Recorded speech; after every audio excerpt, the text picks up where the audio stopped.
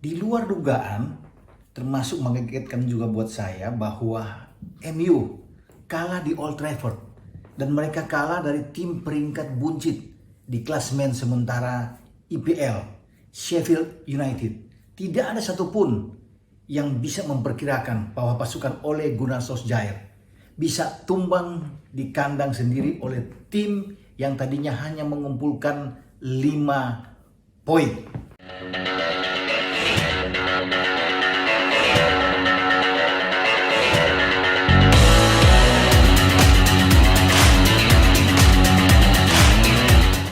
Hola, bertemu kembali dengan saya, Bung Roni Pangemanan atau Bung Ropan.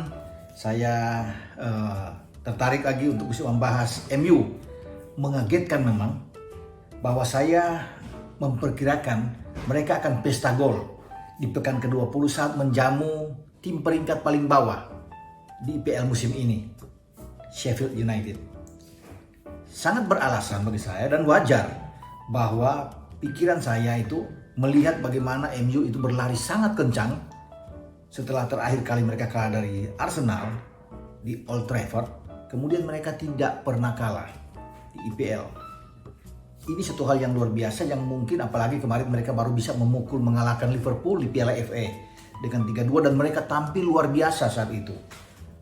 Di luar dugaan ketika mereka diunggulkan bahkan dengan sangat presentasi yang sangat tinggi, mungkin akan bisa lahir 3 gol ke atas sama seperti ketika mereka membantai Leeds United dengan 6 gol. Ya, itu tidak terjadi. Kenapa? Di luar dugaan sekali. Ya, tanpa satupun yang memperkirakan mereka hanya bisa membuat 1 gol setelah tertinggal 1 gol dari Brian. Ya, yang bisa membuat gol dan dibalas oleh pemain belakang bahkan bukan pemain depan. Kapten Harry Maguire. Kemana pemain-pemain depan? Martial, Rashford, Mason Greenwood, bahkan Bruno Fernandes, paceklik tidak bisa membuat gol. Oleh memainkan suatu starting 11 yang bagi saya juga ikut tersentak. Ya. Tidak seperti ketika dia bermain melawan 2 kali bermain bersama dengan Liverpool. Sangat baik sekali karena mereka memang mengejar untuk tidak bisa kalah. Nah, entah kemarin itu mereka terlalu overconfidence, terlalu yakin, terlalu percaya diri, bermain lagi mungkin di kandang sendiri sehingga dia memainkan Axel Tuanzebe untuk menemani Maguire. Di kiri Alex Telles ya, yang dimainkan. Ya, bukan Luke Shaw yang dimainkan. Nanti di babak kedua Luke Shaw main. Saya pikir ini ada apa dengan tim? Pogba oke dimainkan bersama Nemanja Matic kembali. Tapi McTominay dan Fred itu duduk manis di bangku cadangan. Padahal mereka sebenarnya bisa dimainkan secara bersamaan dengan Pogba membangku cadangan mungkin Nemanja Matic. Ini yang saya pikir tidak dilakukan lagi oleh Ole. Ya, mungkin Ole bisa melihat dan semua pasti bisa melihat secara kualitas ya, secara individu di semua lini kalau bisa dihitung. Mereka Sheffield itu tidak ada apa-apanya. Kalah dibandingkan dengan MU. Ini mungkin yang mendasari bahwa kepedean mereka, terlalu yakin mereka dengan kondisi saat ini di mana mereka tidak terkalahkan, bahkan ada di peringkat kedua setelah City tetangganya. Mereka tidak mampu memanfaatkan laga kandang. Ini lampu kuning. Bagaimana Sheffield bisa memberikan ini suatu pelajaran penting. Mestinya ini harga mati adalah 3 poin. Ini krusial bagi MU. Kalau mereka mendapatkan 3 poin, mereka sementara akan menyalip posisi dari City. Ya, dengan berselisih 1, jadi artinya ini akan membuat mereka akan lebih aman. Tapi mereka tidak mampu mendapatkan 1 poin ya, di kandang, bahkan 0. Ini yang saya pikir menjadi lampu kuning. Kenapa? Memang peluang MU untuk juara masih terbuka. Tetapi ini kekalahan keempat mereka dengan 4 imbang walaupun ada 12 kemenangan mereka. Tapi dengan 4 kekalahan sudah warning buat mereka. Ini akan sangat sulit. Karena City nantinya pada Sabtu nanti mereka akan menjamu tim yang sama, Sheffield, bermain di Etihad. Saya meyakini tanpa mendahului bahwa mereka akan menjadi bubur sama City. Ya.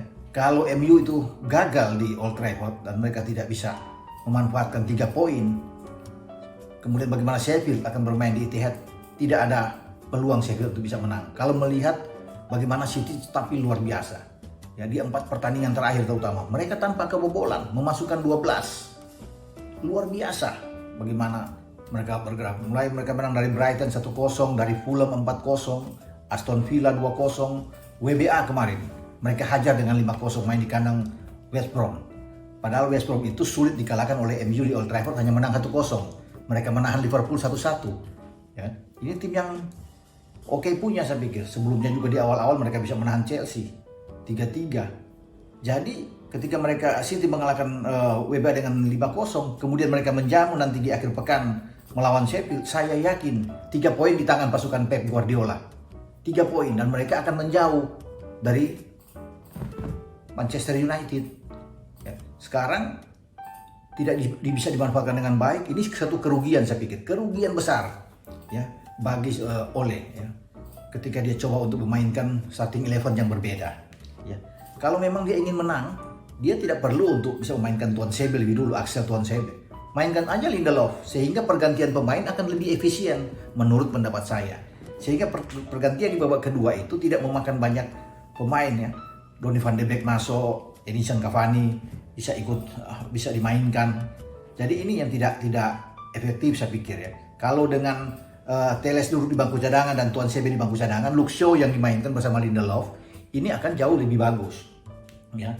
Kemudian bagaimana di tengah mungkin Matis tidak ada Fred dan McTominay akan bermain di sana.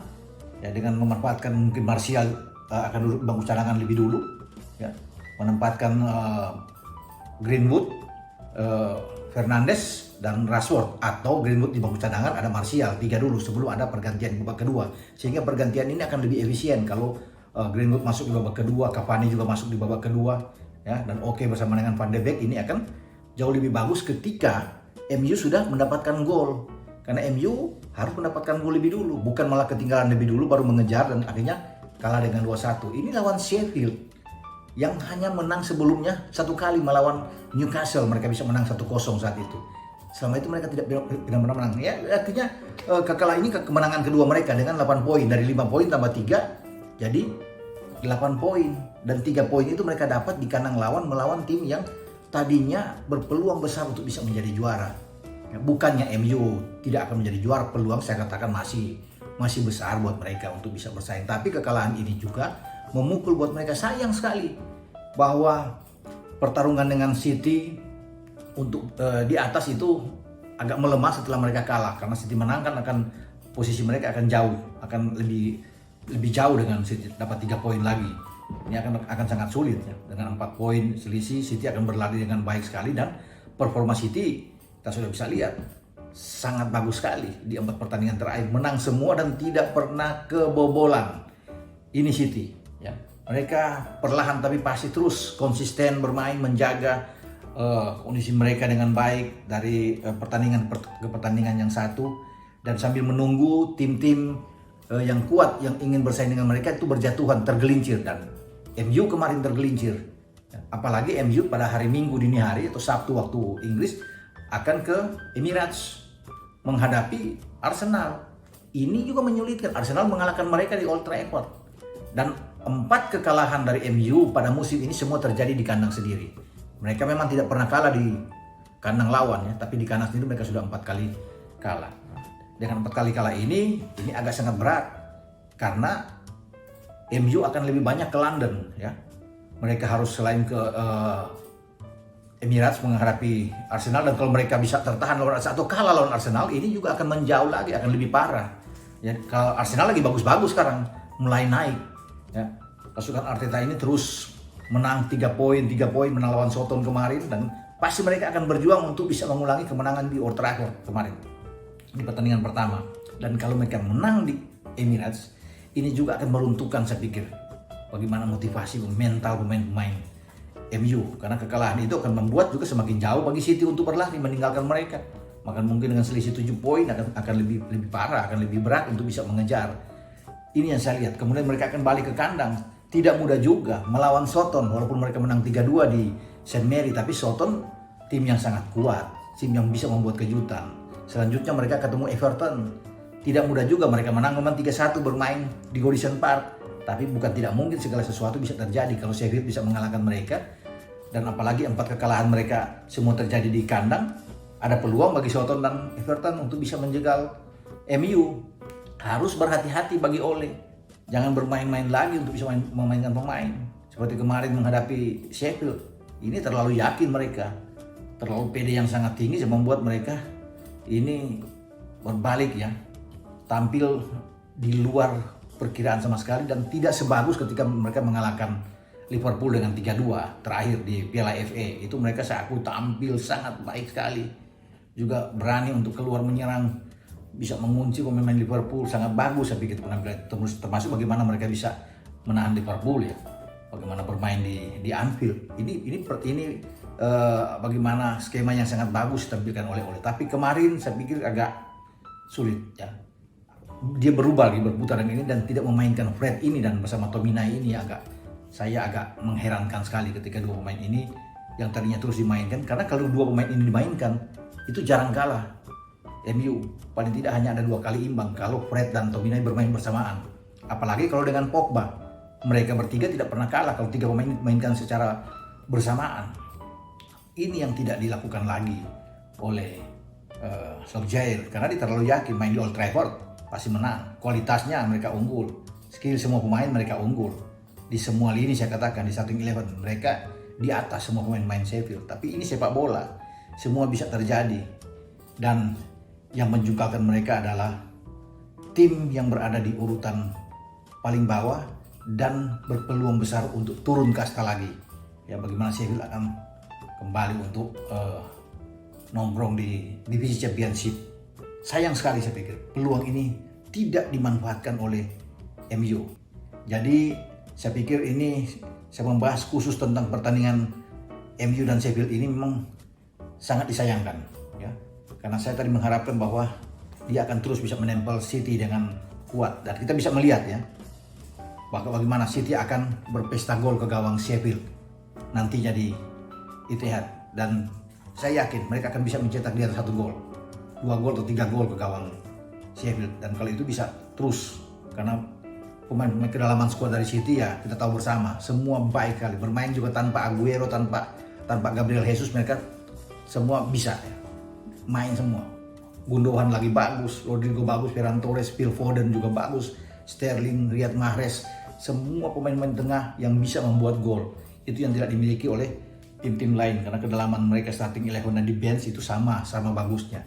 Dan Anda bisa melihat bagaimana mereka nantinya akan berpesta di Etihad melawan Sheffield United, dan itu menjadi keinginan bagi Pep karena mereka sekarang sudah ada di atas, tidak mungkin mereka akan turun lagi untuk berada di luar 4 besar. Mereka akan tetap bertahan di posisi 4 besar. Tinggal tergantung respon dari MU untuk kembali harus konsisten. Kalau sekarang kembali mereka tersandung lagi, saya tidak yakin bahwa MU akan menjadi juara ya. Apalagi kalau mereka kalah melawan Arsenal, ini akan menjauhkan mereka dari kejaran untuk bisa memenangkan di IPL musim ini untuk yang ke-21 kali. Saya berharap bahwa persaingan tetap akan berlangsung, terutama di 6 besar, baik di Liga Champions, zona Champions, dan di zona Liga Eropa, sehingga sampai pada bulan Mei nanti belum bisa ditentukan siapa yang akan bisa menjadi juara.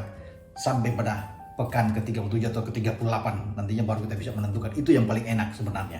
Oke, sampai jumpa kembali dalam pembicaraan di IPL atau di Liga Premier Inggris, dan Anda jangan lupa untuk tetap like, memberikan komentar-komentar yang positif, dan subscribe channel YouTube Bung Ropan. Anda share kepada siapapun dan tekan lonceng. Sampai ketemu, ciao.